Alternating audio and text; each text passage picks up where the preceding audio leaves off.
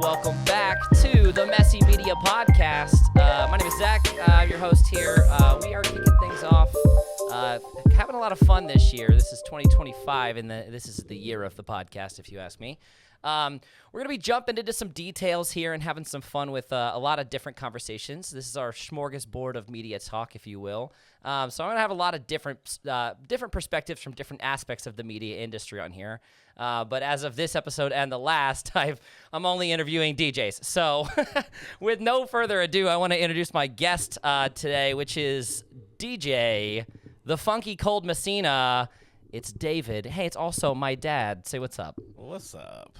My dad was my inspiration on getting into the media industry, kind of the whole reason I do what I do. So I grew up doing this, and I tell people I've been doing this my whole life because I have, and I love what I do. But this is the man, the myth, the legend that got me into the industry, and I wanted to talk to you a little bit about your space and your upbringing in the media industry as well. So is there anything jumping into this? Is there any part of this you wanna preface on, or any qualifications you wanna give yourself your credentials before we jump into it? I mean, obviously, I've struggled over the years because I used to drag you to gigs with me, and Yep. you were helping me set up and tear down. Mm-hmm. And I thought, man, do I really want to get my son into this kind of work? Well, I'm glad you. I don't know if it was a poor choice or not, but if it was a poor choice, I'm glad you made that poor choice. Yeah, it seems to be working out. You made a lot of bad choices in this world, and getting me into the media industry, we're not saying it wasn't a bad move, but it did work out for me. It worked out nicely for you, and I'm super proud. So wow, that's fun. I think it's all worked out nicely. I appreciate it. So I want to hear, and obviously you and I have talked about this plenty, but for the podcast's sake, I want to hear your upbringing, your origin story. What began as the small Clark Kent on a farm in Kansas? What got you to the point where you became an actual full-fledged audio engineer, DJ, drummer? Where did you get to? Where did you start from that got you where you are now? Yeah.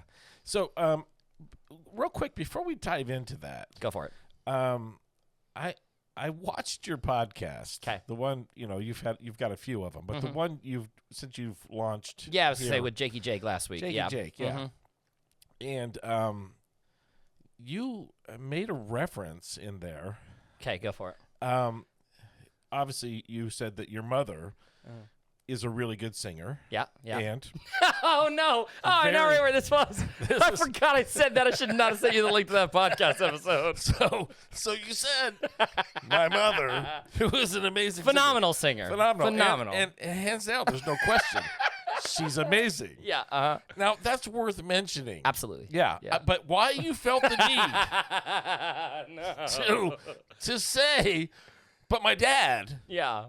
let me just say, you said, Quote me. Go ahead. but my dad is a horrible singer. And, okay, so I just want to say this. Okay. Have you ever sang a duet with your mother? I have. Yeah. Yeah? Yeah. About all church many times. I don't know if it's specifically just the two of us, but we've sang. Just the two of you. Oh, then no, we have not done that. Have you ever sang a duet with your father? I have. I rest my case. Okay. Right there, because He came out to karaoke. Was it earlier this year or last year, something like that? Came out to karaoke, and we kicked on a little Santana. yes. I threw that on for you. Yeah, it was Yeah, awesome. I might also add, if we may, you said afterwards, man, I was really hoping you would turn me down, my microphone down, when we were at karaoke. He came in, he sang, I host karaoke. He came in to sing. Well, he came in to hang out, and I turned on to one of his favorite songs, and it was downhill from there. Yeah. But you said, I was really hoping my mic wasn't on. You're a DJ. You know how to turn the microphones on and off. You know where the on and off switch is. I do know that. Could have turned your mic off any point did you want it to. There was an internal struggle going on with me. Like, I knew how to turn off the microphone. I definitely could have just made myself. Sure. So there was a part of me that was like, I am a horrible singer. I should not be doing this in a public format. And so, but I'm an entertainer at heart. That's what I am. Absolutely. And so it's hard to turn down the spotlight. And so turning that microphone off was not going to be. It was admitting defeat, wasn't it? Well, that's the thing about it. And I tell people this all the time. Like every time people come in, they're like, "Oh, I'm not a good enough singer for karaoke." I go, "Karaoke is not about talent. It's all about heart. You give it 100%. You go for it. That's all I need. That's all I need out of you. You went for it. You gave it your all. I mean, might I also add." Hopping on one leg during that time. You didn't have your... I didn't have my prosthesis. Prosthetic. Oh, yes. My dad is an amputee. He has no left foot. So he, at the time, had not gotten his prosthetic yet. Oh, you're going to whip the nub out. No, I just want to make myself comfortable. I know this is your place, and I appreciate you being the host to me. But sometimes I just need to be comfortable. Yeah, be as comfortable as you want. Thank you. Yeah, I appreciate it. Got to really air that out right here, aren't you? That's like taking off your bra. You know what I'm saying? Yeah, I don't. No personal experience, but I get the metaphor. Thank you. Better question. Do you know what you're saying? Have you ever taken off your bra at the end of the day and I've only been heard comfortable? No judgment. Right. I appreciate that. No, I've never ever space. But I just heard it said so many times. You're like, oh, and then very relaxing, I'm sure. Yeah, super. Take off your bra, and then you see a woman just like, oh my god, that's amazing. Yeah, and you don't really know what that's like until you lose your foot in a motorcycle accident. And I gotta say, let me just say right now, totally worth it. So good, so good. It's the feeling alone was worth losing the foot. I'm almost tempted to get the other foot off just so I can experience twice as much. You want both your nubs free to the world. You pull those prosthesis off and just lay them down and just like and like just. To experience that double, that would be amazing. I'm thinking the trade-off. Oh, you're allergic to me? Yeah. I'm just allergic to bullshit. Fair enough. Yeah, I'm thinking, is that just going to stay here the rest of the podcast? It's fine. Well, when I get feeling like I need to put it back on, I will. Oh, okay. But gotcha. I mean, you want me to be comfortable. You're right. It's my place, my studio. Be as comfortable as you want. Thank you. You're good. Yeah. Okay. So sometimes I get an itch on your foot itches. Yeah. Scratch it a little bit. That actually legitimately is a thing. Like you actually do have phantom itches. Though. I do. Like my foot's itchy and I can't reach it. Yeah. Yeah. Unfortunately, scratching here doesn't help. No. Nah, not the same feeling. No help. Is the frustration of the itch? We are so off topic. Is the frustration of the itch like worse than on the scales as good as taking the prosthetic off is? I think good. Like no. Balancing the scales. That's a whole separate thing. When you take that off at the end of a long day. And you're just like, oh, that just feels amazing. Sure. That's a whole other thing. The phantom itch, phantom pain. I am fortunate. There are many amputees out there that do have a lot of phantom pain and a lot of phantom itch, and I just can't even imagine. I'm very fortunate that there's three things. There's phantom pain, phantom itch, and phantom sensation. Okay.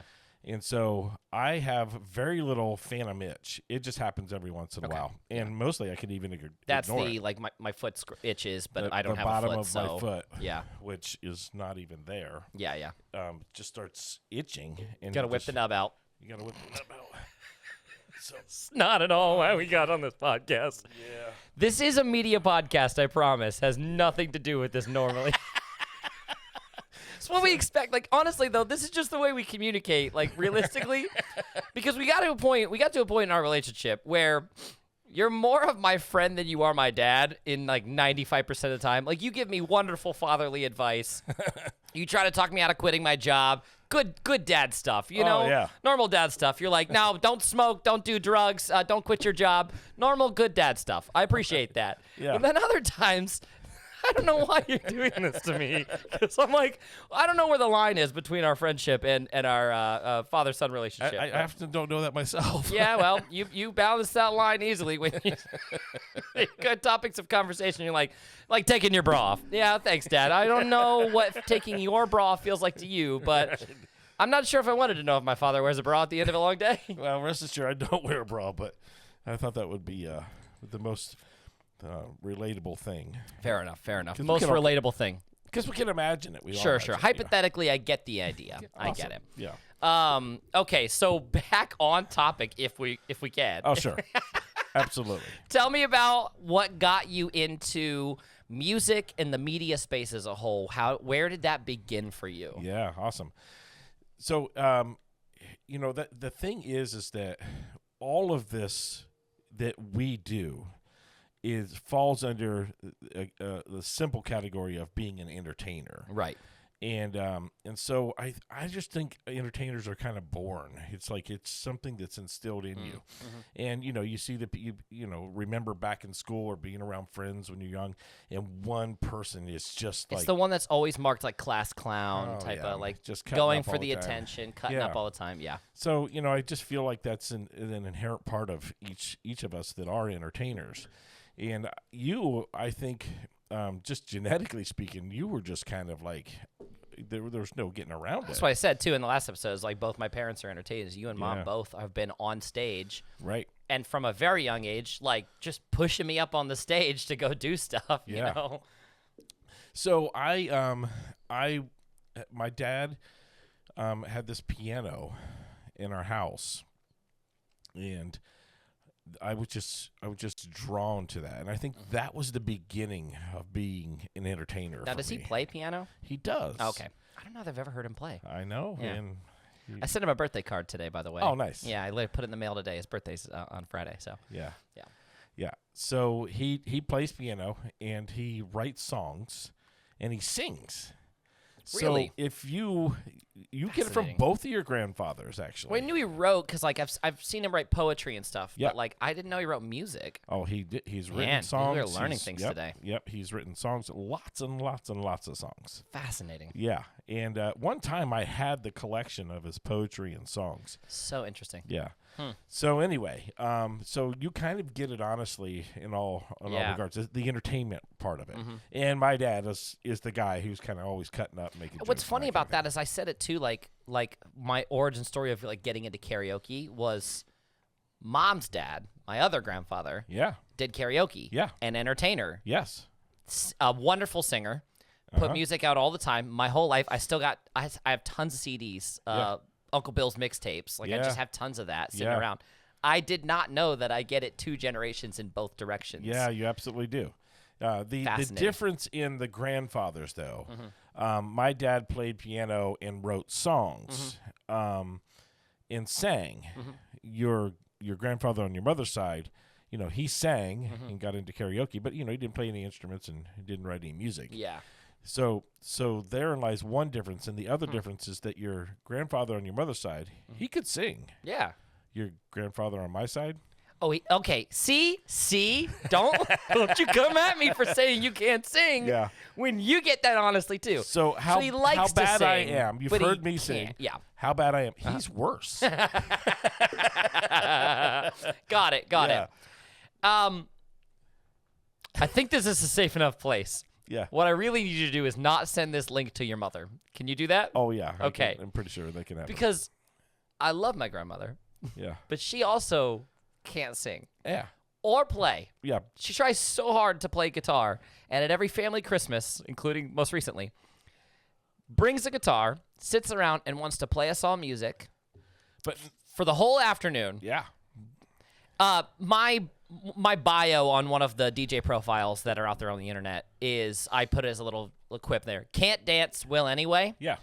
That's kind of like, she can't play or sing. She will anyway. But here's the thing. It falls under the same category, entertainer. Yes, absolutely. I mean, so, yeah, the way she plays guitar and the way she sings, she writes her own songs, too. Yeah.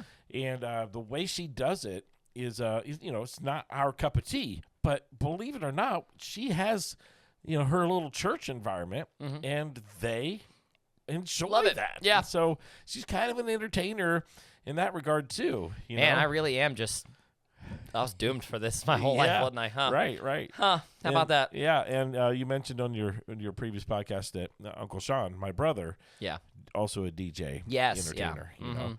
And he sang. He was a better singer than me. He's still. I had heard him sing. Yeah. So he was not too bad. Yeah. He was an entertainer of all entertainers, man. He really went for it. Oh yeah. At every twist and turn, he went for it. He was awesome for sure. Yeah. So anyway, I had this piano in the house, you know, and I just was gravitated toward that. And so I used to just come home from school, throw my books down and sit down, and I would sit there for hours and hours. And, you know, my dad would show me a few chords and chord progressions and things like that. I had friends that would come over that were musicians and guitar players, and they would show me whatever they knew. So I just kind of picked up these things. And I just very self-taught environment. Very self-taught environment. And so anyway, so that was kind of like the way I see this being the beginning. Maybe a little bit before that, because I was always doing like magic tricks, even around, and I can't. It's kind of muddy in my memory. Like, was I doing magic before I was doing piano? And really, like, why would you give any attention to that on a podcast?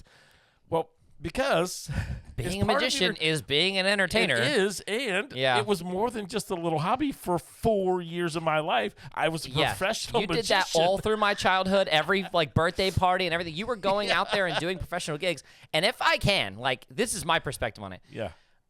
Every magician I know is 10 times the entertainer than 90% of the DJs I know. Well, right. Because that's their whole thing, is like they have to be large and demonstrative with their, you know, their people motions. From focusing on the that's trick. the art of misdirection over here. They have to do loud with their voice. They have to be lively on stage. Yeah. So you can do magic the same as you can mix songs, but there's a difference between just being like a, you know, I mix songs and then being an entertainer. Yeah, for sure. Yeah. For sure. And so, so I was doing magic. And, you know, that evolved into me actually working for a company and doing magic professionally for 4 years. You know, playing piano. That didn't really evolve, but I did migrate into playing drums. And so I became a drummer in a band, in a few different bands. And so then, you know, as an electrician by trade, you know, the whole wiring thing, I just kind of naturally migrated into sound. Yeah, say that too. Like, that's just the way that it naturally translates over. Yeah. Yeah. And so I had a friend of mine that I was in a band with. He was a DJ, and, you know, he would I would go to gigs with him sometimes and help him out, and he was flipping out records and stuff. And so I had a lot of fun hanging out with him, and I would do some sessions with him. You know, he needed a break, whatever. I did some sessions with him, whatever. So I was mildly into the DJ thing early on, and he went to Japan one year, and I get this phone call that his flight was going to be way behind. Okay, so super delayed flight, not going to make it back in time? For a wedding. Fascinating. I had never DJ'd a wedding on my own. Yeah, okay, so you'd been with, like, him or other DJs to weddings, like, seen them do it. Seen him do it, seen how it was done, but had really never done it on my own. Yeah. I was his best option. This guy did not know very many people, did he? Just because I knew his gear, you know? Yeah. So here I am running to his house and getting all of his stuff. I mean, I pulled it off. Yeah. Just because being an entertainer at heart and having the confidence to kind of step up. And but by comparison to what I know about weddings now, pretty rough. It was pretty rough. Yeah. But well, you know, as is presumably every DJ's first wedding is pretty rough. Oh yeah. But I was so ill prepared. Like, it was like the wedding is tomorrow. And I gotta, So anyway, so that really kind of started me into the whole DJ thing. My brother Sean he started into being a DJ long before I did, and so I kind of followed in his footsteps a little bit. The thing about Sean, his mic skills, his MC skills, were just second to none. Yeah, he was on point. So good. He was just such the entertainer on a microphone. Yeah. So, you know, I would steal some of his taglines and things like that. And, you know, and as I started migrating into doing clubs, you know, stuff that he would double book himself all the time. Yeah. And he'd be like, "Hey man, I need your help." Notoriously bad scheduler. Oh yeah. I'm like, "What kind of help do you need?" He was like, "Well, I'm booked at this place and I'm booked at another place. Which one do you want?" Wow. Nice. Yeah. Yeah. So that kind of got me into the DJ scene. And there was a radio DJ that was doing weddings, and I kind of hooked up with him. Yeah, I remember him. Yeah. Yeah, that's wild. And I hooked up with him for a while, and he kind of showed me the ropes on how to lay out your planning for a wedding. Yeah. So it was just kind of like that's the way it went. And I was doing sound for bands. I was, a drummer, and it started a recording studio. Yeah. And it just kind of all came together. I'll Yeah. tell you one thing is a part of all of this. Yep.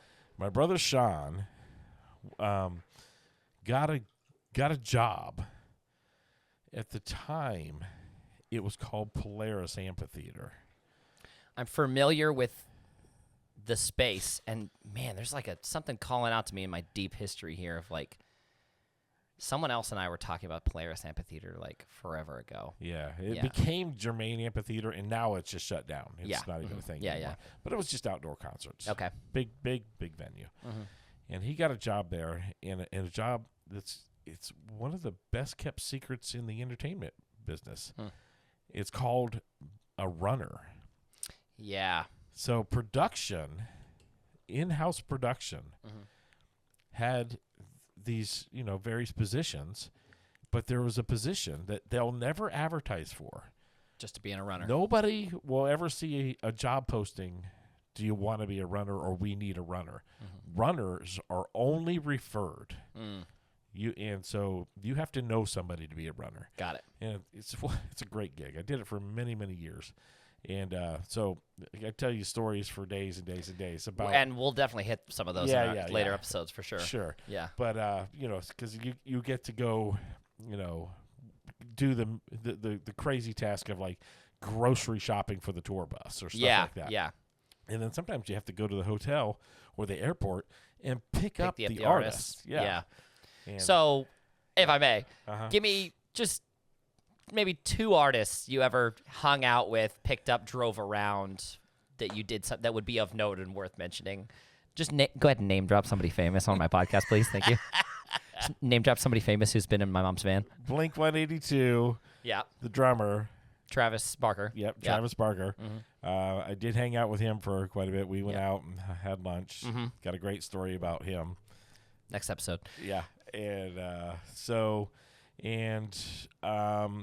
Alice Cooper? Alice Cooper. Got a good story about Alice Cooper. I got plenty of stories. But. We're going to just make another, we'll just call the next episode you're on, we're just going to call it Story Time because we're just going to go deep into all the stories, the famous people you met. I want to hear about Travis and Alice. I want to hear about Ozzy. We got to talk about Ozzy.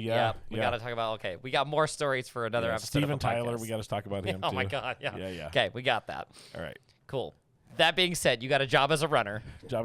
Yeah. And so it really kind of opened my eyes up to how concerts went on at that big level, the behind the scenes. Yeah.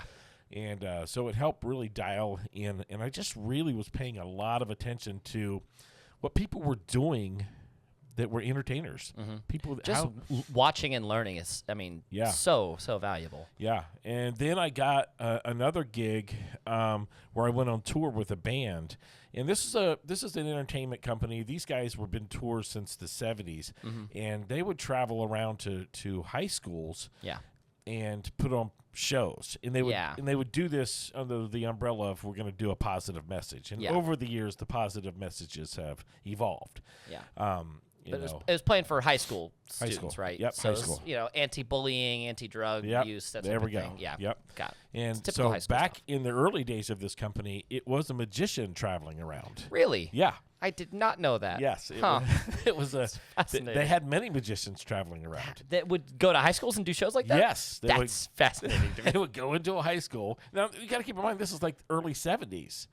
Really? Yeah. Wow. Okay, so that's when they started. Yeah. That's I did not know that this company had been around that long. Yeah. Fascinating. Yep. Okay. And so then as, the world evolved, it became known that it would be way more entertaining for these high schoolers if a band came in. Yeah, like a rock band came in. Yeah. So they would actually make their own bands. Yeah.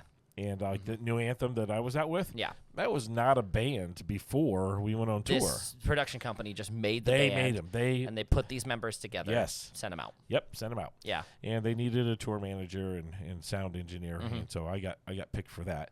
Yeah. And but before you go out, they send you to Florida for like 2 or 3 weeks. to go through entertainment training. Oh, I didn't know this. Yes. Oh, so I had to go to Florida. Okay. And go through the entertainment training. Even though you weren't in the band on stage, you were the engineer and the manager. Yes. Got it. Yeah. But you had to go to the entertainment training too. Yes. Man, that's fascinating. So that I could offer them feedback. Okay. Got it. And we would have post-show meetings, and they would be like, hey, and it's a crazy concept that, like, a band that was not full of themselves. They were really there to do a job to get paid. Yeah. And so they wanted to know, how did that go? How was I? Did I enunciate? Did I, and the whole, that kind of thing. Did I accidentally tear my pants while trying to do the splits playing a guitar? Yeah, right. John Paul. John Paul, right. Moving on. So anyway. You can send John Paul this podcast. Oh, right. I might. Thank you. So anyway, I did the training. I went on tour with these guys, and it was another learning curve, learning boost for me to see how, to be an entertainer, be lively, be on stage. Yes. So something naturally you were born with, and you kind of just were doing for a long time. Yeah. As a magician, as a DJ. Right. Going through some actual training and getting formal experience on, this is how you make people like what you do as an entertainer. Yes, there's some key things. There's some body language and stuff like that you can do that really draws people in and gets people to applaud. Yeah. And, and speaking on a microphone and all that. So that was really, really clutch for me, because when I got off that tour, I, right back into DJing. And so it was... it's been quite the journey, but entertainer is really what I feel like I am. Yeah, but over top of an audio engineer or a drummer or a magician or a DJ or anything else, that's the all-encompassing term that fits all that, is being an entertainer. That's it right there. You could be a game show host, and be an entertainer. Any other aspect of that. I mean, I've always said, I'd be a great game show host, or I could be a bartender. Do I know mixology? No. But I'd be a good bartender if I learned some mixology? Yeah, because I'd be entertaining. That's it. Yeah. People like them. Yep. Because anybody can learn to mix, but not everybody has that ability to do the people skills, to have the banter that really keeps people engaged. Yeah, you're right. That is something that you got that itch for, that you're born with. Yeah. And then but I mean, I guess really the thing is, and you've probably seen this, you have to refine it. You have to be willing to feed into that and take feedback and learn how to do it well, You do. Because not everybody just is an entertainer. Some people that just are entertainers doesn't mean you're a good entertainer. You got to learn how to do it. That's true. Yeah. And it is a process. I mean, it's evolved over the years. That when I first started, the DJing, really kind of full-on DJing, that was over 30 years ago. Yeah. And so who I was as a DJ then is much different than who I am as a DJ now. Right. And it's because of several things. One, you have to be able to change with the times, and as music changes, as people changes, people's expectations for weddings and venues. Yeah, the wedding industry's changed a lot. Oh my gosh, so much.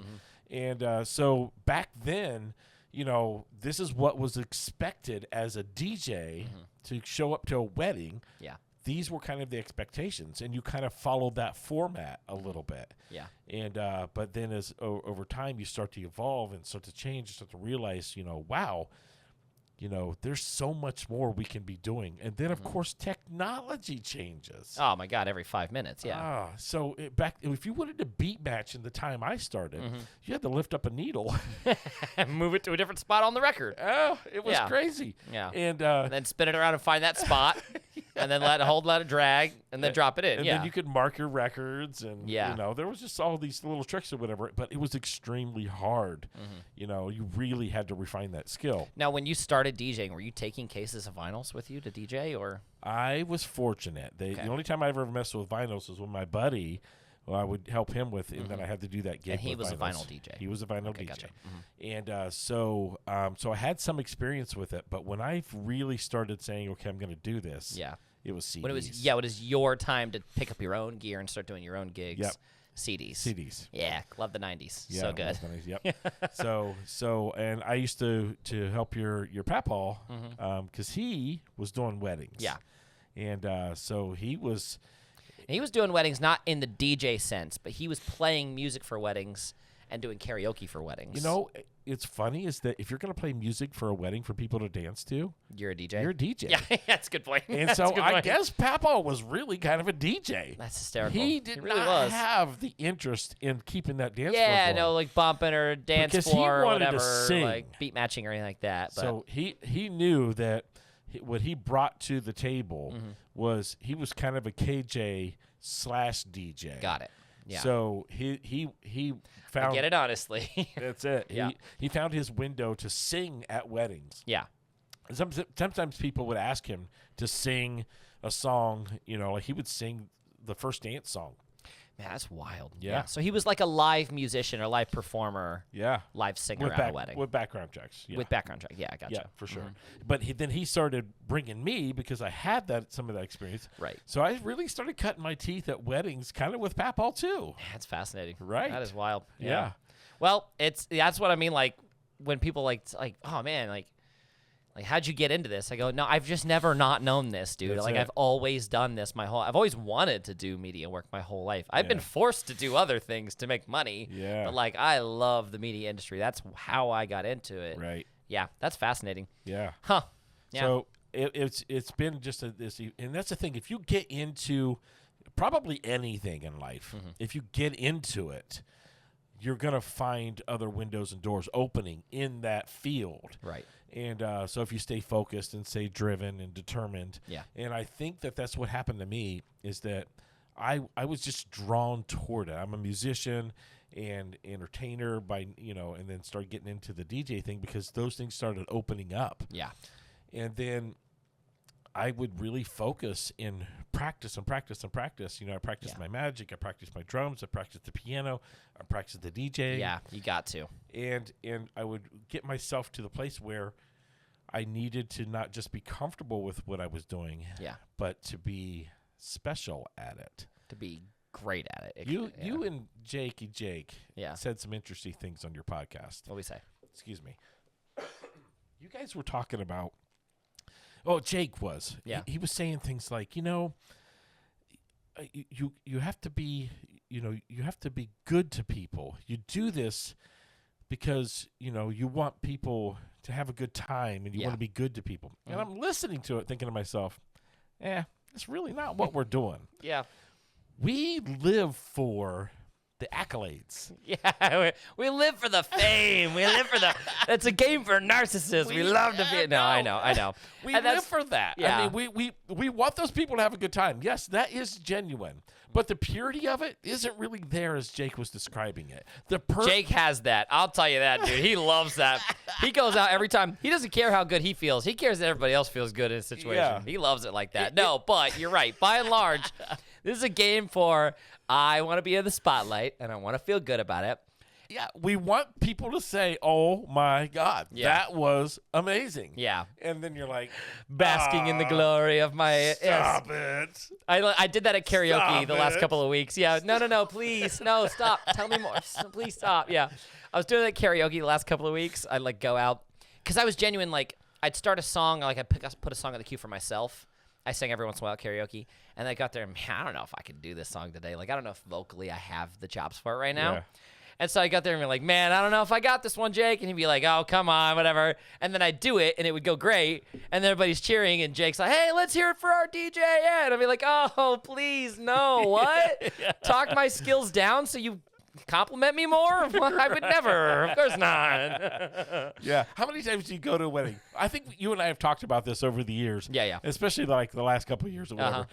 We go to this wedding and we crush it. You know, we just know we've crushed it. Absolutely crushed it. Just like the dance floor is just on fire, and just like it's almost like I can do no wrong, man. Yeah. This is like but everybody for one reason or another, I would say probably 95% of the time, maybe 99% of the time. Yeah. When you finish up, when you crushed a dance floor, when you finished up, people are coming up, giving you the sweaty hugs, dude, you were awesome. They were the greatest DJ I've ever seen in my life. And, yes. And you're like, I'm glad you had a good time. You're lying. You're just like, I'm glad I got to make myself look amazing in front of all of these people. Yeah.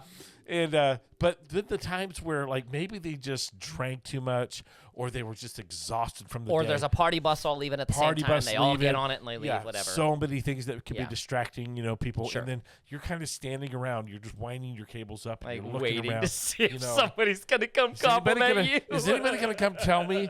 Like, you just made, a whole boatload of money. Yeah. You're doing good in that respect, Yeah.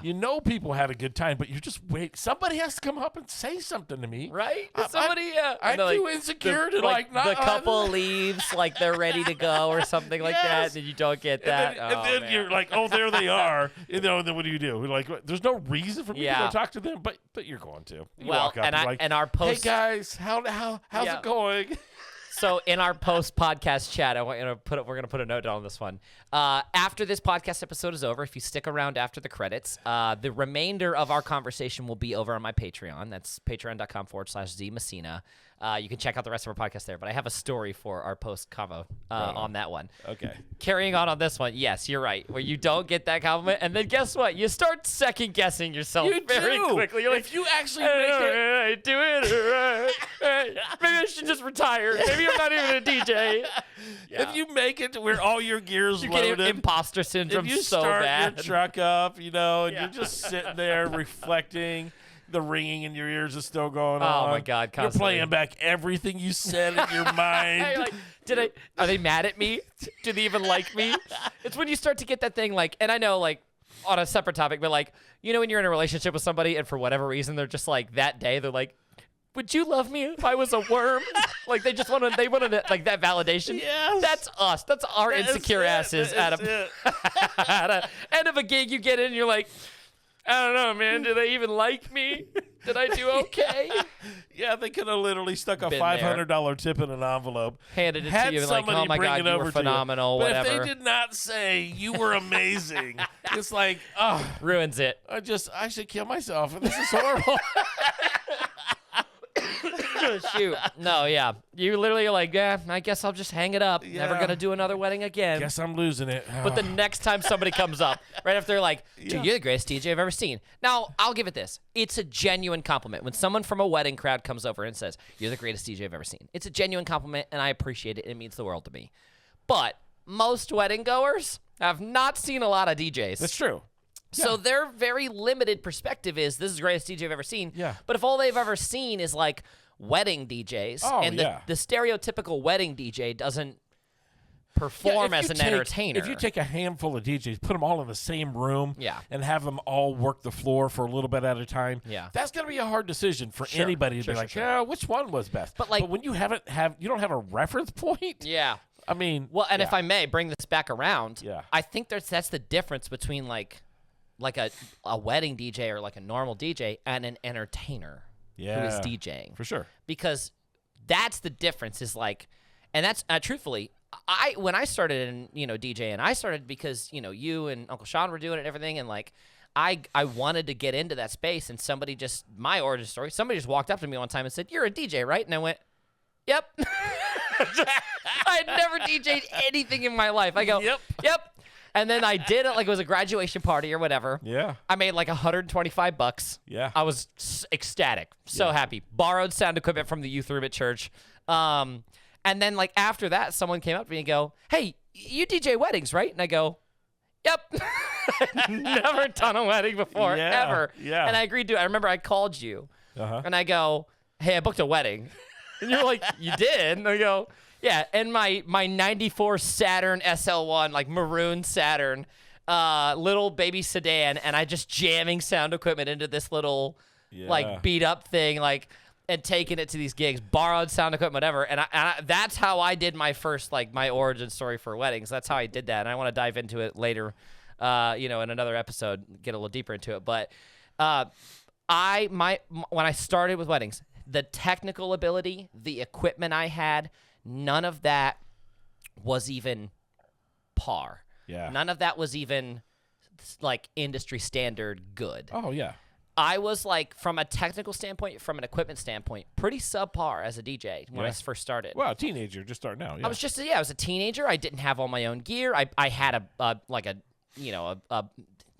entry-level Dell laptop and like, I think whatever. I was loading you up with lights. Yeah, you gave me a full hard drive with Yeah. like equipment, and you gave me some old lights that you were like, hey, I upgraded lighting. Here's my other lighting, and so it was great, and I had a good start. But I kept myself going and grew in the industry on being an entertainer alone. Oh yeah. And like on my MC work, on my my conversation and talking with the bride and groom or talking with the couple ahead of time. I'd be like in our planning meetings, I'd make them feel really good about it. I'd give them all the confidence points that they needed. And then on the day of, even if I wasn't beat matching, even if I didn't have good sound equipment, I didn't have a sub in my DJ setup for years. Yeah. I didn't take a subwoofer with me at all. But in your being an defense, entertainer, though, the speakers that were on the yeah, market, they did have 15-inch cones, so they were hitting pretty hard anyway. Yeah, but regardless, I was doing weddings for a long time as an entertainer, not even as much as a DJ. My MC skills were pretty good. They've gotten better over the years, but like my MC skills were good. I was lively and energetic, and I got tons of compliments. And I, even at that level, got the same compliments of, oh my God, you're the greatest DJ I've ever seen. And I'm like, man, I wasn't DJing for shit. Yeah. I was just being entertaining. I was just an entertainer. I went out there. I gave them all the feelings. I played the right songs, And I think that's where some DJs go wrong. Yeah. When they talk about how to be a good DJ. And I've heard a lot of DJs talk about this from their own perspective. And they start to say things like, you have to have, and they name this equipment, gear, this brand, whatever. Yeah, they name equipment. Yeah. They name, like you have to be able to do X, Y, and Z. On your controller. You have to have these skills. You have to have this ability. You have to be able to do this and not say that. There's so much that people are focused, and it's not that all of that is like absolutely wrong. There's no absolutes about it, but that's the point I'm trying to make. Is that really at the end of the wedding? Did everybody have a good time? Did you give them a good experience? Did they walk away going, experience? I had so much fun and I enjoyed myself? And I have been to weddings where I wasn't the DJ, and I'm like, you overanalyze the DJ. It's what you do. It's just from our side of things, absolutely. That's what we do. Yeah, I mean, that's where you're focused. When I'm at a concert, I'm watching the drummer. Absolutely. When I go to concerts, I'm checking out the equipment. I'm looking at the engineer. I'm seeing, did he catch that ring? I caught that. Yeah, 1.2K. I'm watching you. Fix it right now. Yeah. Right. So you're watching the DJ the whole time. You're just locked in. You don't even know what the bride looks like. You don't even care. Right. You're just watching that DJ. Yeah. And so you're analyzing. But I've walked away from that DJ didn't have the technical skills that he was lacking in some of that. Sure. He didn't have this amazing gear, but man, was he a lot entertaining. of fun. Yeah. He was just really good on the microphone. He didn't say anything specific. He just talked. Yeah. He was just like a natural entertainer, and people had a really good time. Yeah. Really, really good time. And so what's that say about this industry? Is that it's not about the equipment. There's no science. Yeah. It's not about the equipment. It's not about the technical It's not abilities. all about any of those things. Those are all things that help, and they make you better. Yeah. But it's not all about those things. It's not all about those things. I was telling Jake and I were talking about it, but like we do karaoke like 3 nights a week. So occasionally when we get a night off, we go and check out other karaoke spots around town. Sure. What's the vibe like? We run into our regulars there. It's fun time. We get to see other things. Well, there's another DJ company in our area that does like a lot of karaoke. And we've seen every DJ that company has to offer, every KJ that company has to offer. Sure. Most of them, all of them are running on about the same rig. It's outdated. It's nothing fancy. It's an older rig. It's very simplistic. It's an analog mixer, whatever. And their software is just like, their karaoke software is just not it. Like from my perspective, it's just not there. It's clunky. It's hard to navigate as a user, as a karaoke singer. It's hard to find like how to add a song in or like find the songs you're supposed to. Even if you search the exact name of the song you want, it's not always in order. And so anyway, but one of their KJs does a phenomenal job. Like this dude kills it every time I've ever seen him. Like, because he's entertaining. He's using the same equipment as everybody else. He's using the same crummy software as everybody else. That's it. But he is, damn it if he isn't so entertaining. And every time, I love watching him do it. Yeah. And the last time I saw him, I bought him a drink, I brought it over. I was like, dude, you're crushing it, man. Just because I wanted it, like, I respect that even with the limited equipment he's given from the company he works for, whatever, and the space, whatever, he knows how to work the room, he knows how to work the mic, and that we're good with that. Yeah, and I like doing that with any DJ. Like, obviously, I think if you've been doing this long enough, you know that we're sound engineers and DJs. You walk into a gig and there's a band playing. We're going to look at the sound engineer. Yeah, we'll check out his gear, and we mostly just don't talk to sound engineers because, as a rule, sound engineers aren't also DJs. Yeah, like us. Yeah. So sound engineers are introverts. Most of the time, they don't want to talk to people. They don't want to be out there lively. They're behind the board because they don't want to be on the stage. That's it. Yeah. And so they're very territorial. They're just really hard to get into their bubble. Especially if they're working and they're in their zone. Oh yeah, and the last thing I wouldn't want to interrupt them. Any of those sound engineers want to hear is, "Hey, I'm a sound engineer." Yeah, that's. I have another note. Yeah. So, right. So that's the last thing they want to hear. Same with DJs. DJs often don't want to hear, "Hey, I'm a DJ too." Yeah, because they don't know. A lot of people say that. Everybody says that. Yeah. And most of the time, when somebody comes up to a sound engineer, they say, "Hey, I'm a sound engineer too." That probably means they do it for their church.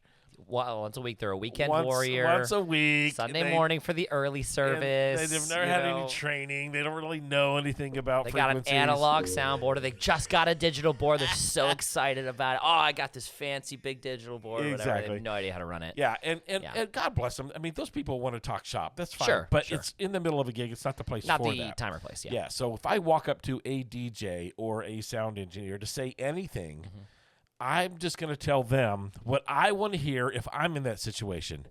You're crushing it. You're doing great. You're doing great. Love what you're doing. I love the way. Absolutely killing Love it. your mix. Love your mix. That transition, fire, dude. So fire. Good. Yeah. Yeah. And even if I don't fully believe it, even if I think that there's some things that need changed, not Doesn't my matter. place to say anything about that. Well, because all it is you don't want that DJ packing up his gear, getting into his car at the end of the day, starting the car and going, maybe I should quit. They don't even like me. They don't even like no, that guy. Your compliment is going to save that guy's life. Exactly. He might be falling apart at the seams. Like, oh my God, everything is going wrong. Aren't we all always falling apart at the seam just constantly we're anyway? all this close. We're all just riding the line. Right. We're riding that line, man. It's like this ice is going to crack and we're going to fall through the ice. Not everybody's cut out for this industry. Yeah, no, you gotta be a tough son of a gun to work in this industry. You feel like this professional ice skater. That's the way I see it in my mind's eye sometimes. And it's like going smooth, and then inevitably, you're gonna hear the whole pond just go and crack. And you're like, oh, what happened? Nobody said they liked me. Yeah. Or, I mean, when I first transitioned from CDs to laptop, that was a tough transition because the software just wasn't advanced. No, and we're talking the time frame. That software was not there. Yeah.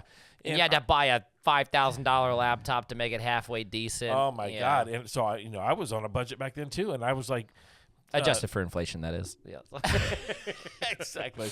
So I was working off a very cheap laptop when I first got into it, and I was running a program called PC DJ. I remember PC DJ. Yeah. Yeah. Good stuff. And so it was good until it wasn't. Yeah. And so I have been in those situations where you've got a dance floor going and the screen locks up. Yeah, I've been there can't too. do anything. The music's still playing. That fader does nothing. You're just sitting there going, you have no control over the next song. God. Yeah. When that runs out, it runs out. Oh my God. Then all of a sudden, you ever done this? It freezes up, and you're like, oh man, I'm gonna have to fill time by emceeing. So the song goes off. While you're fixing. Yeah, and you're one hand restarting the laptop, and the other hand, your mic in hand. Hey, let's hear it for blah, blah, blah, blah. And just got to, bullshit improvise something. Yeah. God, I've had to do that. Just bullshit improvise. Hey, everyone, come on out here. Let's take a big group photo with everybody. And who wants to hear you say anything when you just killed the dance floor? I know, dance floor's bumping, but guess what? You are restarting that laptop while it's going right now. hope nobody hears a. Last thing you need is somebody to hear your laptop go wah when it comes to live over the speakers. Exactly. Like, this guy's power his laptop off. The Windows chime. Yeah, that's it. Yeah. Amazing. So, yeah, I been in those situations many times, and I started carrying. Like, you learn, though. Obviously, necessity is the mother of invention. So you learn, like, how do we be? So you start carrying CD players with you. Oh yeah, carry and extra stuff. You load up 2 CD players, and you put them on 2 bangers, 2 separate bangers. Ones you can hot drop in, and no one will say anything about it. Yep, I'm just not going to play those until I'm sure we're at the end of the night, you know. Or if my computer takes complete shit, then you're just gonna switch over. Guess I do the same thing, but I always have like Bluetooth or an aux cord on standby, and I'll keep when my laptop because a few years back I was running a bit of a dated laptop. It had its flaws. It did the same thing. It locked up like that. Yeah. And obviously we're over on Serato now and much more advanced and everything. But and I was we're running Macs. Running Macs, whatever. But I was running a Windows PC at the time. It was running, and every gig I'd have my phone on Spotify plugged into the aux cord, and I would leave it sitting over there unlocked with bye bye bye because it goes psh, bye bye bye right, and that was my oh shit plan. Yeah. And I had to use it. I'm DJing, laptop locks up, screen's frozen, music's still playing, and I know when that song runs out, I'm fucked. And so that song would run out, and I'd go, psh, bye, bye, bye. And then I have the full, 3.5 minutes of that song you totally to fix look like you did all of that on And they're purpose, like, and I'm over there like, please power back up. Please come back online. Yeah. So I guess in some regard, having the right equipment is important. Yes. When it comes to reliability. Reliability's sake for sure. Yeah. But you don't want garbage speakers either. But no, right. Yeah. So you want good mics. You want good speakers. It's a good sounding thing. It is amazing to be running, a laptop. It's such a good machine that I trust takes the stress thing. off. Yeah, I trust my laptop in my life right now for sure. God. Yeah. I don't ever worry about it. Yep. Yeah. Well, yeah, and that's the case. But I think ultimately, being a good entertainer, you can be a great entertainer with bad gear and still pull off a great gig. You can. You can be you a poor can. entertainer with the best gear and fuck up a gig easily. For sure. But what helps you be a good entertainer is not worrying about your gear. Yeah. As long as it's not going to fail on you. As long as it's not going to fail. But I mean, just like being a good entertainer, in my perspective, trumps being having the best technical knowledge or having the nicest. Like, I have good gear. My gear's pretty middle of the road, though. Yeah. I've got a refurbished MacBook, and a MacBook Pro. It does great. I've got a mid-tier, the Rain 4 mid-tier controller. It's nothing. It is not, a high end, It's a good controller. It's a great controller, and it has, it's got its bugs here and there, but we're working on it. But regardless, that's Rain. Why I have the Rain 1 and the Rain 4. Yeah. I'm still rocking the Rain 1 until you work out the Rain 4 bugs. We're working on it. Right. But yeah, I mean, like, I love my gear. It's good. It's reliable. It does me good. I don't have problems with it, but it's not the nicest gear out there. No. And so, like, when people ask me about, like, oh, man, so you just got to get some nice gear. I'm like, no, you have to have good gear. You have to have good, reliable gear. Yeah. You don't have to have the nicest gear out there. No. I like my gear. I love my gear. I'm very proud of, like, the work that, like, my gear does. It hits hard. It works good. It is reliable. But being a good entertainer is more important than having the nicest gear. I agree with you. I think that if you don't have to keep buying the biggest, baddest, nicest booth and the just giant, you don't have to be 12-inch vinyls guy. You don't have to have the best digital controller. You don't have to keep getting bigger and badder gear to stay a good DJ. You just have to keep making yourself a good DJ. But as a DJ, we all do get the case of the wants. No, we do. We all get a little gear itch in there every once in a while. Like, well, I don't have to have that. Yep. But I want it. But I really want it. Yeah. No, I get that too. Well, we're creeping towards our time on the main podcast. So I just want to bring us down, wrap it up. But we're gonna have you back on for sure for more episodes. We're gonna do this again. We got a story time podcast to do, and we could go down 1,000 rabbit holes. I also want to talk about in another episode just my upbringing and my relation to you in the media sphere. going to concerts, going to DJ gigs with you from the time I was very young, pushing the Beast, or Susie. Oh my gosh. Wrestling gear. We had cute names for all of the gear. But yeah, just like that type of stuff. I was 9 years old on tour with you, out with the band, on tour, staying in motels, love that stuff. So want to go over that in more episodes, but thanks for coming on this episode today, going through your origin story and stuff.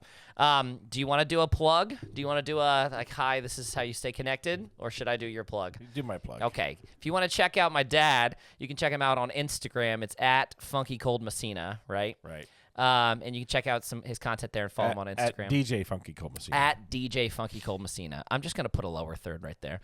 And then that saves me the hassle. And then you're welcome to check me out as well. It's at Z Messina on pretty much every social media platform.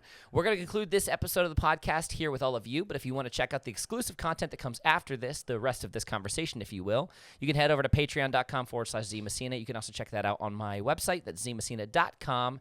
And the rest of that conversation will be there. But for now, that is the end of our episode. Thanks, guys. Tune in on our next one. We've got some really, really fun guests coming up on our next few episodes. So appreciate you guys. You're fantastic. Thanks for sticking around. We'll catch up with you next time.